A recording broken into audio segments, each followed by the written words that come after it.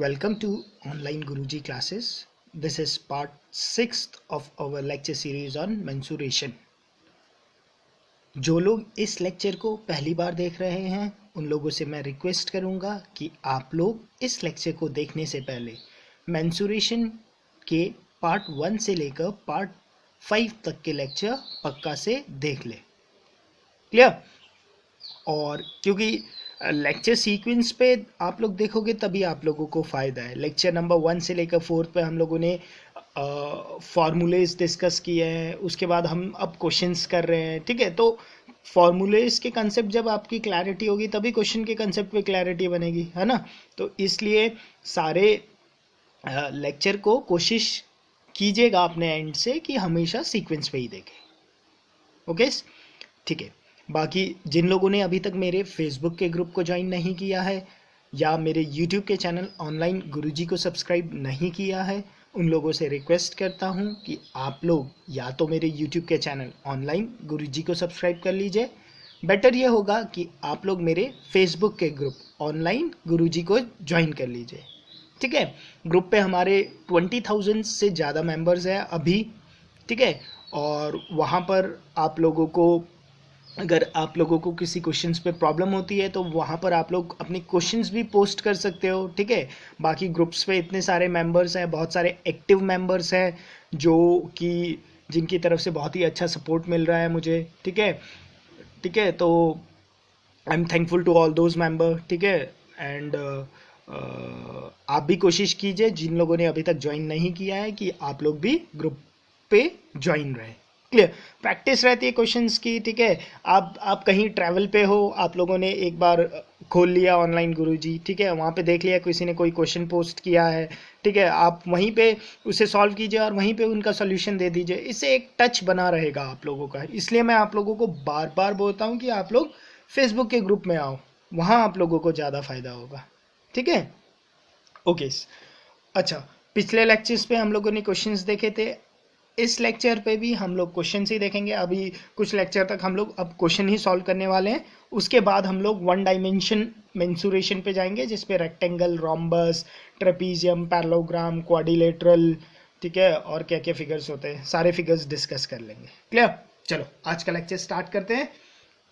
Okay, question number 1. See, if a solid cone of volume 27 pi centimeter cube is kept inside a hollow cylinder whose radius and height are that of cone. Clear? एक hollow cylinder है हमारे पास. hollow बोले तो खोखला.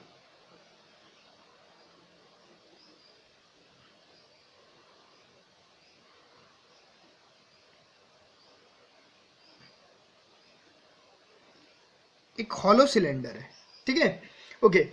अ solid cone, एक solid cone of volume is kept inside a hollow cylinder whose radius and height are that of cone. ठीक है, बोलते हैं कि इसके अंदर एक कोन को रखा गया है सच दैट, किस हिसाब से रखा गया है,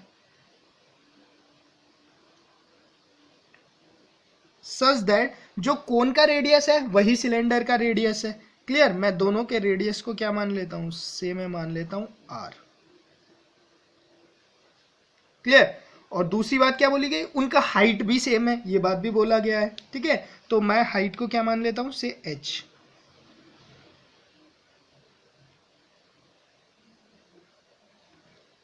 क्लियर? और मुझे एक बात, एक ये इंफॉर्मेशन दी गई है कि वॉल्यूम ऑफ सॉलिड कॉन कितना है, 27 पाई. तो इसका मतलब वॉल्यूम ऑफ कोन मुझे दिया गया है 27 पाई. तो इसे सॉल्व कर लो. वॉल्यूम ऑफ कोन क्या होता है, 1/3 pi r square h is equal to क्या दिया है, 27 पाई. पाई से पाई कैंसिल आउट हो गया. क्लियर? ये 3 वहां चला गया. तो आप यहां से लिख सकते हो कि जो आर स्क्वायर एच है that is nothing but is equal to 81. इतना लिख के रख लो. क्लियर? अच्छा, ठीक है. Okay, then the volume of water needed to fill the empty space is. ठीक है, अब क्वेश्चन को सोचो, क्वेश्चन को एक्चुअल में दिमाग पे भी सोचना है। समझ लो एक डस्टबिन टाइप का, एक हॉलो डस्टबिन है, ठीक है, बेस है उसका, ठीक है, और ऊपर से खोखला है, ठीक है, उसके अंदर आप लोगों ने एक सॉलिड कोन डाल दिया। मान लो ये एक डस्टबिन टाइप का सिलेंडर है, उसके अंदर एक सॉलिड कोन डाल दिया मैंने, ठीक है, सॉलिड कोन डाल दिया। तो बोलता है कि अब मुझे कितना पानी चाहिए होगा कि मैं अब इस डस्टबिन को जब मैं भरना शुरू करूं तो ये भर जाए, पूरा पानी से भर जाए। अब देखो इतना ही तो पानी चाहिए होगा मुझे, क्योंकि पानी कोन के अंदर तो नहीं जाने वाला है। ठीक है, तो क्या दिख रहा है आप लोगों को? आप लोग वन डायमेंशन पे ही रखो, फिगर को 2D में ले जाने की जरूरत नहीं है। अगर 1D पे ही मैक्सिमम सारे क्वेश्चंस हो जाएंगे आप लोगों को। वॉल्यूम ऑफ वाटर कितना चाहिए होगा, सोचो जरा। वॉल्यूम ऑफ वाटर मतलब जो ये ब्लैक शेडेड रीजन है, मुझे ये निकालना है। क्लियर? इसका मतलब अगर वॉल्यूम ऑफ सिलेंडर से मैं वॉल्यूम ऑफ कोन को माइनस कर दूं तो मेरे पास ये शेडेड रीजन आ जाएगा। ये शेडेड रीजन ही तो वॉल्यूम ऑफ वाटर है। क्लियर? ठीक है, होपफुली आपको समझ में आ गया होगा, इसमें कुछ ऐसा बात है ही नहीं। फिगर आपके सामने है, उसने पूछा volume of water. Volume of water क्या है? इस पूरे सिलेंडर में से अगर मैं कोन को सब्ट्रैक्ट कर दूं तो ये शेडेड वाला रीजन जो है वही तो वॉल्यूम ऑफ वाटर है, और वही मुझे निकालना है, बस that's it. Volume of cone क्या है? वॉल्यूम ऑफ कोन है 1/3 पाई आर स्क्वायर एच, ओए sorry, volume of cylinder is pi r square h minus volume of cone is 1/3 pi r square h. ठीक है, तो ये वॉल्यूम ऑफ वाटर कितना आ जाएगा आपके पास? Volume of water is nothing but 2/3 pi r square h, यही आएगा। और आर स्क्वायर एच की वैल्यू तो आप लोगों ने पहले ही निकाल के रखी है। आर स्क्वायर एच कितना है? ये आर स्क्वायर एच की वैल्यू तो निकाल ही रखी है, यहाँ से पहले ये दिया था वॉल्यूम ऑफ कोन इतना है, तो वहाँ से ये मुझे पता है आर स्क्वायर एच कितना है। आर स्क्वायर एच तो 18 है, 81 है, सॉरी। ठीक है, तो आप बस इसे कैंसिल आउट कर दो। 3 1 जा 3, 27 जा, और 27 इंटू 2 54 पाई।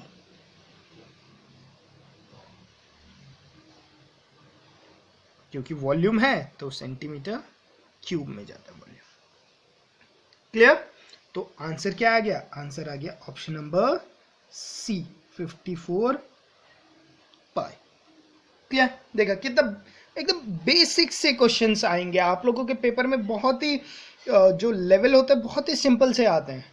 ठीक है, बस आप लोगों ने चीजों को विजुअलाइज करना है और उसे सॉल्व करना है। क्लियर? ओके, नेक्स्ट क्वेश्चन देख लेते हैं, क्वेश्चन नंबर 2। देखो, the radius of cylinder is 10 centimetre and it's height is 4 centimetre. Okay, वो बोलता है एक मेरे पास एक सिलेंडर है,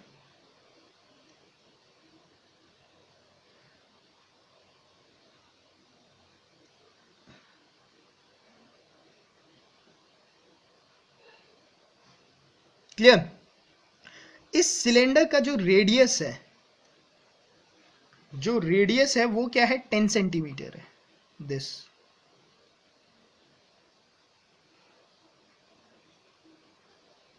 और इसकी हाइट कितनी है? हाइट 4 सेंटीमीटर है।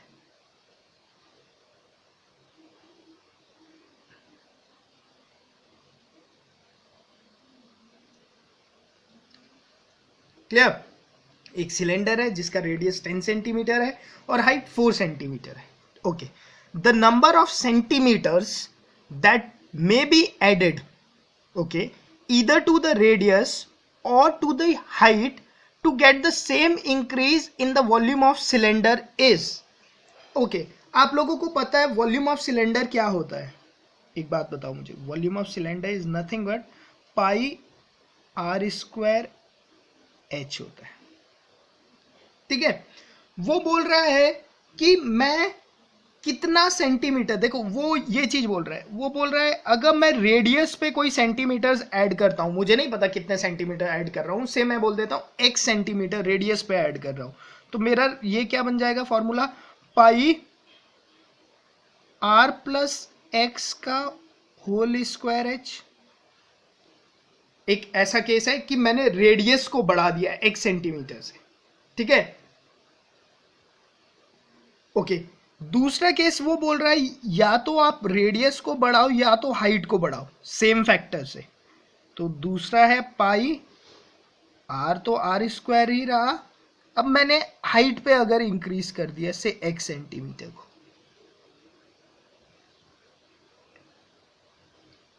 ठीक है, तो वही यहां पर देखो क्वेश्चन को समझने की कोशिश करो, the number of centimetre that may be added either to the radius, तो यहां पे मैंने रेडियस पे कर दिया, clear, number of centimeter x centimeter मैंने ऐड कर दिया से, और टू दी हाइट, यहां पे मैंने हाइट पे कर दिया, to get the same increase in volume of the cylinder, जो अब देखो pi r square h cylinder का वॉल्यूम है, ठीक है, अगर मैं रेडियस को बढ़ा दूंगा तो वॉल्यूम बढ़ जाएगा ऑटोमेटिकली, अगर मैं हाइट को बढ़ा दूंगा तब भी वॉल्यूम बढ़ जाएगा ऑटोमेटिकली, इन दोनों केस पे क्या होंगे, वॉल्यूम बढ़े हुए होंगे। उसने मुझे क्या कंडीशन दे दी, एक ये कंडीशन दे दी कि दोनों केस में जो वॉल्यूम बढ़े, या तो आप रेडियस पे ऐड कर रहे हो कुछ चीज या हाइट पे ऐड कर रहे हो, दोनों पे सेम चीज ही ऐड कर रहे हो, ये बात भी बोली गई है, ठीक है, क्लियर।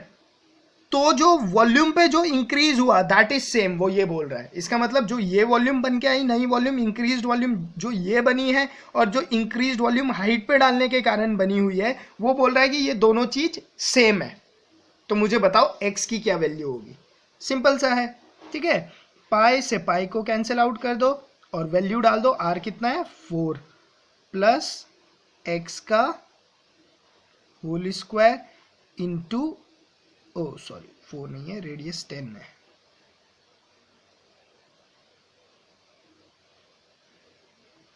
ठीक है, 10 प्लस एक्स का whole square into 4 is equal to 10 का स्क्वायर 100 bracket 4 plus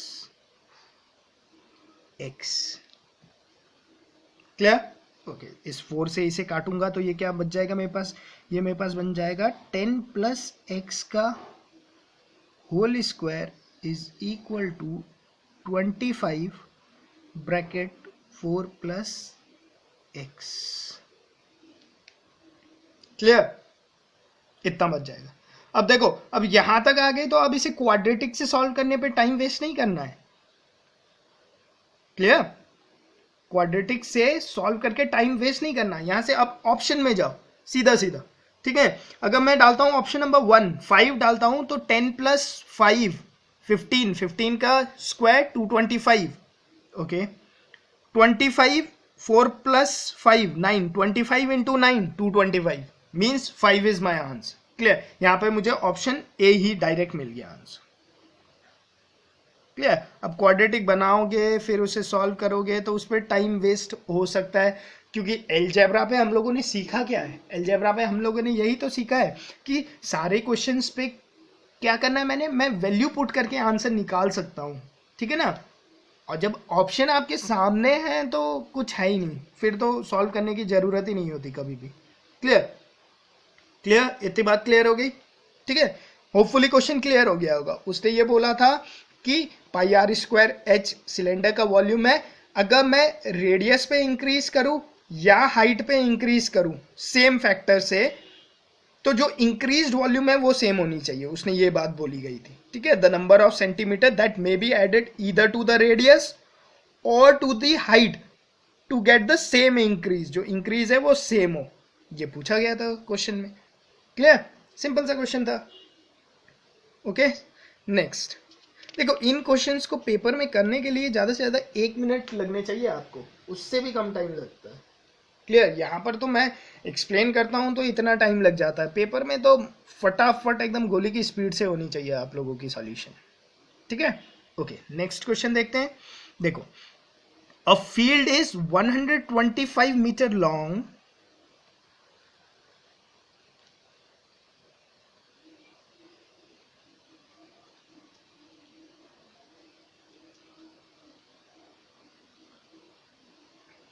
okay. A field is 125 meter long and 15 meter wide.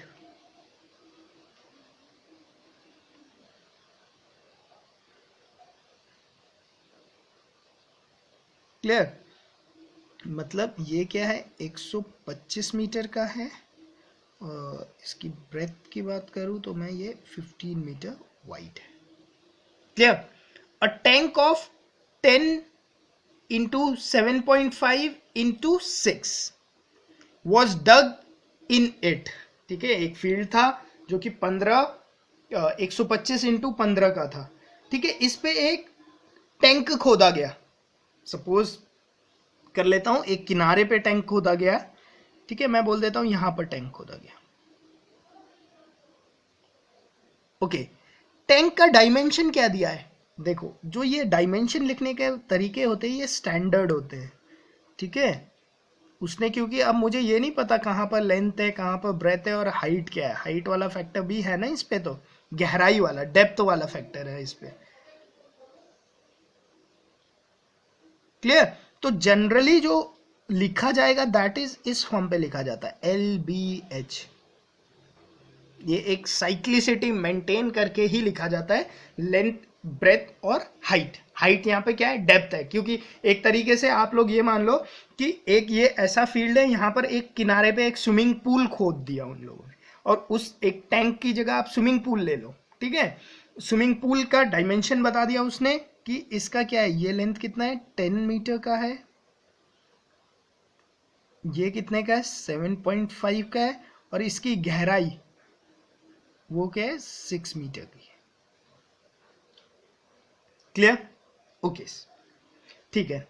And the earth thus dug out was spread equally on the remaining field. अच्छा, अब remaining field क्या रह गया ये देखता है जरा.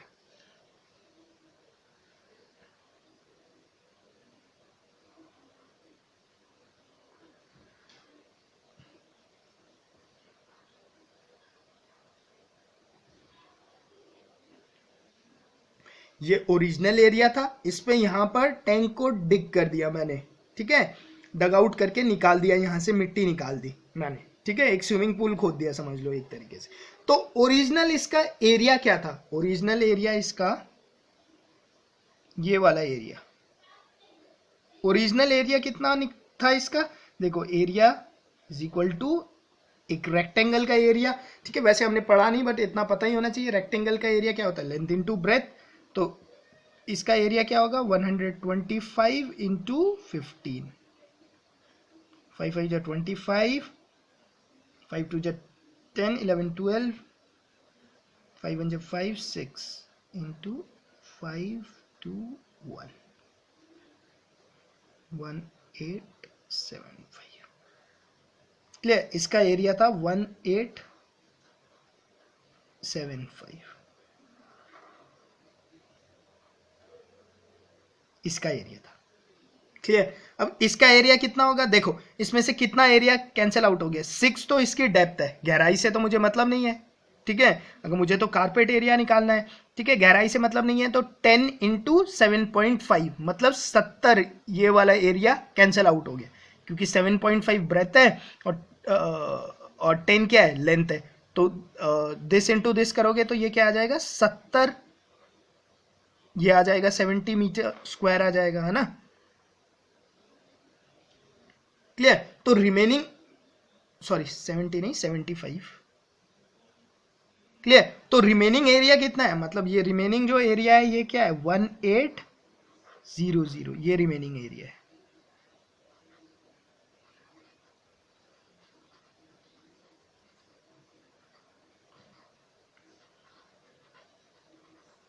अब रिमेनिंग एरिया पे मिट्टी बिछाई गई. क्लियर? ओके. अच्छा, अब मुझे एक बात बताओ. अच्छा, सबसे पहले तो अब देखो कि मिट्टी निकली कितनी. जब मैंने खोदना शुरू किया, ठीक है, मैंने यहां पर खोदा, स्विमिंग पूल टाइप का खोदा, तो कितनी मिट्टी निकली, मतलब वॉल्यूम ऑफ वॉल्यूम, कितना वॉल्यूम निकला मिट्टी का, वॉल्यूम ऑफ अर्थ मैं मान लेता हूं, ठीक है, जो मिट्टी मैंने खोद के निकाली वो आई मेरे पास 10 इंटू 7.5 इंटू 6, और ये कितना हो गया 75 इंटू 6, ठीक है, और 75 इंटू 6 कितना होता है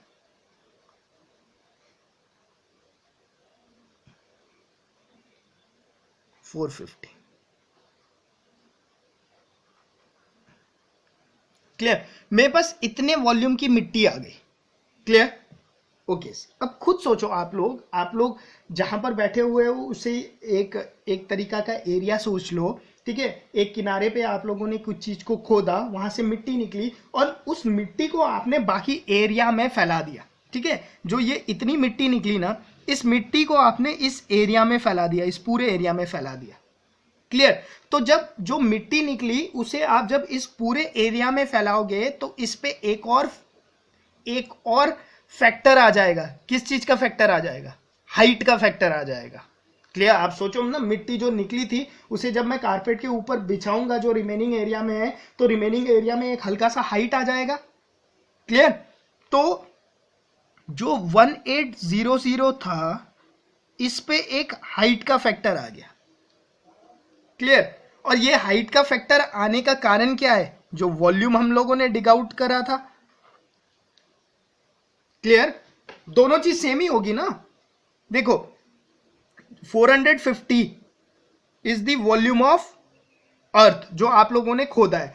उस वॉल्यूम ऑफ अर्थ किसके बराबर होगा, इस पूरे एरिया पे मैंने उसी वॉल्यूम को बिछाया है, तो मुझे इस पूरे एरिया पे उसका वॉल्यूम देखूं, इस पूरे एरिया में उसका वॉल्यूम क्या होगा 1800 इंटू हाइट, वही तो वॉल्यूम होगा इस पूरे एरिया पे अगर मैं देखूं, क्योंकि आपने इस 450 को इस पूरे एरिया में बिछाया हुआ है, उसके कारण ये एक हाइट का फैक्टर आया। बस, तो आपको इसी हाइट के फैक्टर को निकालना है। तो ये हाइट का फैक्टर कितना हो जाएगा आप लोगों के पास, h is nothing but is equal to 450 divide by 1800।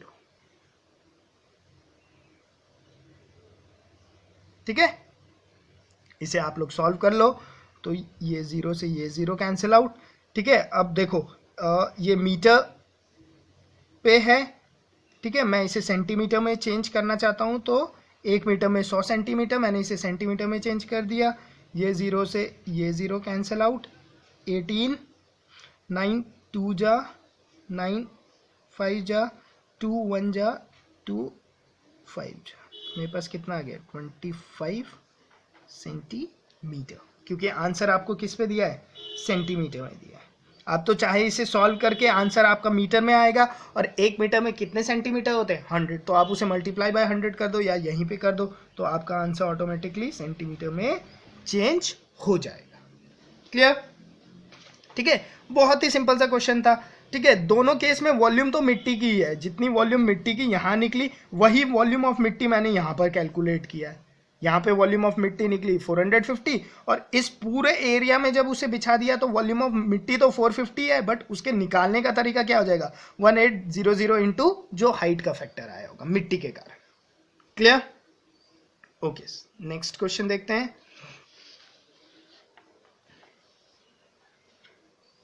See, the volume of hollow cube is 216 x cube. Okay, मेरे पास एक hollow cube है,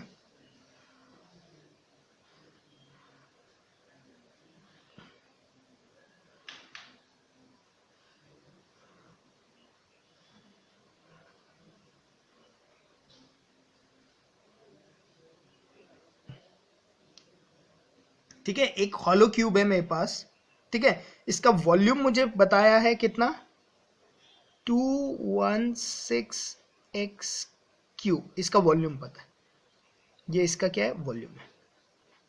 मैं बोल देता हूं कि इसका साइड कितने का है, a का है, तो a निकाल लेते हैं ना साइड वॉल्यूम से। वॉल्यूम कितना होता है मुझे पता है, तो मैं क्या लिखूंगा a cube is equal to कितना हो जाएगा 216 x क्यूब, तो यहां से मेरा आ जाएगा a is nothing but 6x। Clear, ये आ गया मेरे पास।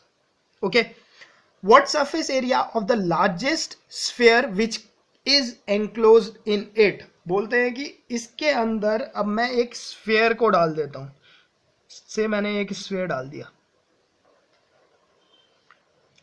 अब देखो आप लोगों ने लार्जेस्ट, अब इसका फ्रंट व्यू देखते हैं, ठीक है। फ्रंट व्यू पे ये आप लोगों को, अगर आप लोग आगे से देख रहे हो तो ये ऐसा दिखेगा कुछ, ये क्यूब का फ्रंट फेस होगा और उस पे आप लोगों ने एक मैक्सिमम स्फीयर डालना है, तो ऐसा कुछ होगा, होगा बिल्कुल होगा ऐसे ही, ठीक है। फ्रंट व्यू पे ये कितना है, ये आप लोगों को पता है, ये है आपका 6x, क्लियर। तो इसका मतलब जो ये स्फीयर है इसका डायमीटर 6x होगा, तो स्फीयर का रेडियस कितना हो जाने वाला है आपका, मैक्सिमम जो स्फीयर होगा उसका रेडियस हो जाने वाला है 3x, क्योंकि ये मैक्सिमम स्फीयर है तो ये सारे ऐसे ही होगा ना, यही तो मैक्सिमम हो पाएगा, clear.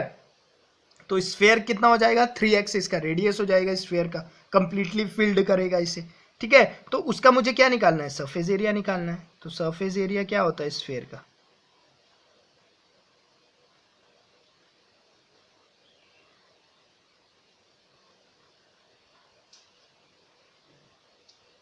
Four pi r square, यही होता है सरफेस एरिया ऑफ स्फीयर, ठीक है। तो यहाँ पर क्या है 4 पाई आर, कितना है यहाँ पे आर है आपका 3x का स्क्वायर, तो ये कितना हो जाएगा 9, 9 4 जा 36 पाई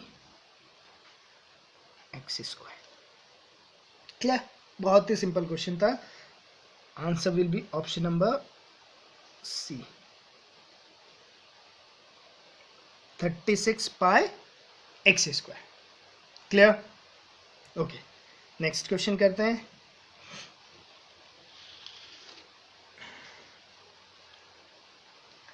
Let the largest possible circular cone and largest possible sphere be fitted into two cubes of same length, ठीक है। दो क्यूब है सेम लेंथ का है।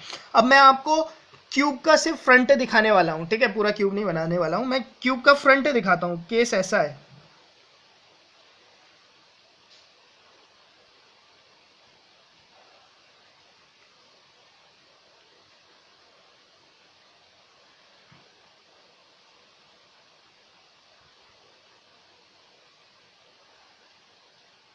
क्लियर। दोनों की साइड सेम है, तो अगर मैं इसे ए मानता हूं, ठीक है, तो ये भी क्या हो जाएगा ए हो जाएगा, क्लियर। वैसे तो मुझे यहाँ पे इसे 2a मानना चाहिए, क्यों वो अभी मैं आप लोगों को बताता हूँ क्यों आप लोग 2a माना करो, ठीक है, वो भी एक बात है, ठीक है। इस क्यूब के अंदर, एक के अंदर मैंने क्या रखा है, सर्कुलर कोन रखा है एक के अंदर। लार्जेस्ट पॉसिबल सर्कुलर कोन कैसा होगा, ऐसे ही होगा, बना के देख लो आप।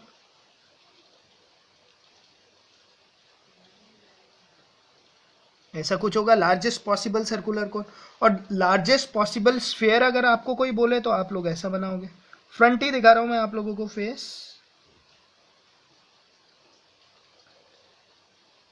ये होगा, क्लियर। अच्छा, CNS is the volume of cone and volume of sphere. C क्या है, वॉल्यूम ऑफ कोन है, और वॉल्यूम ऑफ कोन क्या होता है 1/3 pi r square h। Volume of sphere क्या होता है 4/3 पाई आर क्यूब,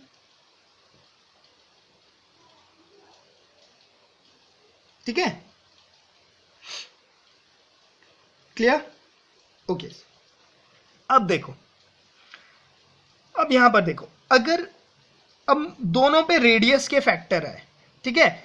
अब यहां पर देखो, अगर मैं ए साइड को लेता तो मेरा रेडियस कितना होने वाला था, a/2 और a/2 होता दोनों केस में। तो a/2 यहां पर मैं करता तो वो थोड़ा सा, मुझे क्या लगता, थोड़ा सा से कैलकुलेशन ही लंबा होता है, ठीक है। तो मैं क्या मान लेता हूं, मैं दोनों, आप a लेकर रेडियस को a/2 लेकर भी सॉल्व करोगे, आंसर सेम आने वाला है। बट क्योंकि मेरे पास तो कोई रिस्ट्रिक्शन तो है नहीं, उसने बस ये बोला है कि क्यूब के साइज सेम है, तो मैंने इसे 2a मान लिया। तो इससे मेरा इसका रेडियस कितना हो गया, a हो गया, और इसकी हाइट कितनी हो गई, हाइट तो 2a रही, इससे मेरे इसका रेडियस कितना हो गया, a हो गया। क्लियर, ये फायदा हुआ। क्लियर, तो इससे मेरा c कितना निकल के आ गया, c आ गया मेरे पास 1/3 पाई, r कितना है, r तो a है, ठीक है, a स्क्वायर, और हाइट कितनी है 2a है, तो ये कितना आ जाएगा 2a³ बन गया। ठीक है, और s कितना आ गया मेरे पास, s हो गया मेरे पास 4/3 पाई a³। ठीक है, अब इन दोनों का आप लोग रेशियो ले लो या जैसे भी आप लोगों को सॉल्व करना अच्छा लगता हो। ठीक है, अगर इन दोनों का मैं डिवाइड कर देता हूँ इसे, या रेशियो लेता हूँ, क्योंकि मुझे c और s पे रिलेशन चाहिए, से मैं डिवाइड कर देता हूँ इसे। ठीक है, और यहाँ पर c डाल दो, c इज इक्वल टू कितना है मेरे पास 2/3 पाई a³ है। क्लियर, मैंने डिवाइड कर दिया रिलेशन निकालने के लिए। क्लियर, तो a³ से a³ कैंसिल आउट हो गया, पाई से पाई कैंसिल आउट हो गया, इस 3 से ये कैंसिल आउट हो गया, 2 1 जा 2 2 जा, तो यहाँ से मेरे पास क्या आ गया, s इज इक्वल टू क्या आ गया मेरे पास 2c।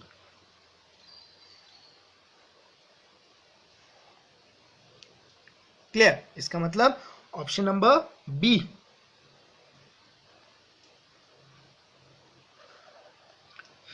ठीक है, देखो इस टाइप के क्वेश्चंस आपके पेपर में बहुत पूछे जाते हैं, हर साल पूछे जाते हैं मैक्सिममली। ठीक है, तो इस टाइप के क्वेश्चन में आप 3D में इस तक जाने की जरूरत ही नहीं है, आप बस फ्रंट व्यू देखो, उसी में सारा क्वेश्चन खत्म हो जाता है। मैं यहाँ पर क्वेश्चन को 3 डायमेंशन पे न ले जाके जो एक्चुअल पे मैं बना सकता था कॉपी पे, खाली मैंने उतना ही बनाया। तो कोशिश करो कि आप लोग 1D पे ही उसे खत्म कर दो, 2 डायमेंशन तक जाने की जरूरत ही नहीं है। 2 डायमेंशन में सोचना थोड़ा ज़्यादा पड़ जाता है। क्लियर, तो इजीली ये रिलेशन निकाल सकते थे, बहुत ही सिंपल क्वेश्चन था। ठीक है, और आपके पेपर में पूछे गए हैं ये सारे क्वेश्चंस। ठीक है, मेंस लेवल पे पूछे गए हैं ऐसे क्वेश्चन, और इन क्वेश्चंस को एग्जाम्स पे करने के लिए आई डोंट थिंक आपको 30 सेकेंड्स या 40 सेकेंड से ज़्यादा टाइम चाहिए।